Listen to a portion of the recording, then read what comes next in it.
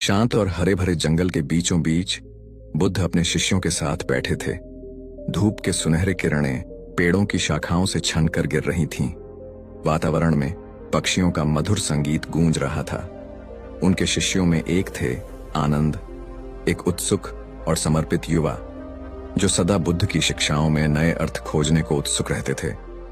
आनंद ने गंभीरता से पूछा, गुरुजी, आप कहते हैं कि आत्मज्ञान प्राप्त करने के लिए मन को स्थिर करना आवश्यक है, लेकिन मेरा मन विचारों के बवंडर से घिरा रहता है। इसे कैसे शांत कर सकता हूं? बुद्ध ने मुस्कुराते हुए कहा, आनंद, सच्ची स्पष्टता तब आती है जब मन शांत हो, जैसे स्थिर पानी में चंद्रमा का प्रतिबिंब।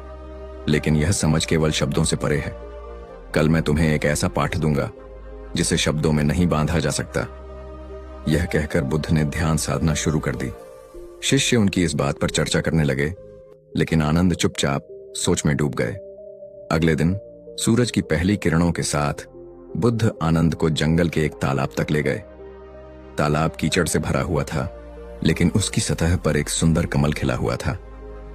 बुद्ध ने उसे देखते हुए पूछा, आनंद, तुम क्या देखते हो? आनंद ने जवाब दिया, गुरुजी, मैं एक कमल देख रहा हूं। बुद्ध ने फिर पूछा, यह कमल कहां से उत्पन्न हुआ है? आनंद ने उत्तर दिया, यह तालाब के गंदे कीचड़ से उगकर सतह पर खिला है। बुद्ध ने कहा, जीवन भी ऐसा ही है। यह कीचड़, दुख, अज्ञान और संघर्ष हमारी परिस्थितियों का प्रतीक है, लेकिन इसी कीचड़ से आत्मज्ञान और पवित्रता का जन्म होता है, जैसे यह कमल। आनंद ने इस प्रतीक को समझने की कोशिश की। उन्होंने महसूस किया कि जीवन के संघर्षों से ऊपर उठना ही असली उद्देश्य है, लेकिन उनके मन में अभी भी सवाल थे। कुछ समय बाद बुद्ध और आनंद एक गांव पहुंचे।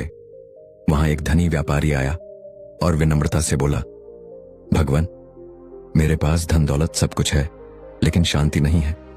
मेरा मन बेचैन रहता है, कृपया मार्ग दिखाइए।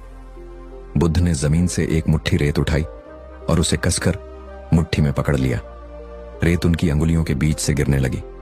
उन्होंने व्यापारी से कहा, धन को इस रेत की तरह समझो, जितना इसे पकड़ोगे उतना यह छूटता जाएगा, लेकिन अगर इसे हल्के से पकड़ ढोगे तो यह तुम्हारे साथ रहेगा।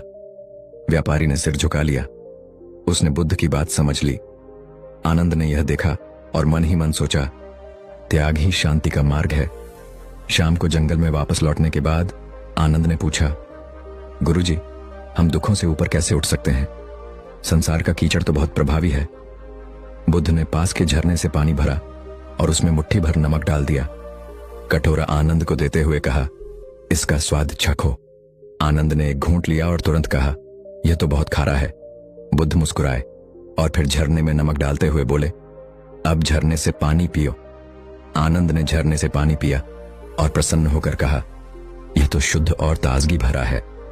बुद्ध ने कहा, नमक दुख की तरह है।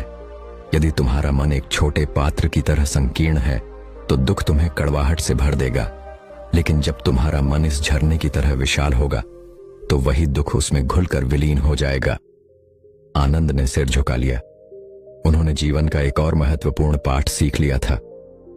रात में आनंद उस तालाब के पास बैठे थे जहां उन्होंने सुबह कमल देखा था। चांदनी में नहाए कमल को देखते हुए उन्होंने बुदबुदाया, कीचड़ से प्रकाश तक यही जीवन का मार्ग है। दूर से बुद्ध के मंत्रों की धुन सुनाई दे रही थी। आनंद ने आंखें बंद की और महसूस किया कि वह स्वयं भी उस कमल की तरह बन सकते हैं जो संघर्षों के बीच खिलता है, लेकिन कभी भी गंदगी से प्रभावित नहीं होता। जीवन की यात्रा में कीचड़ को अपनाना ही कमल की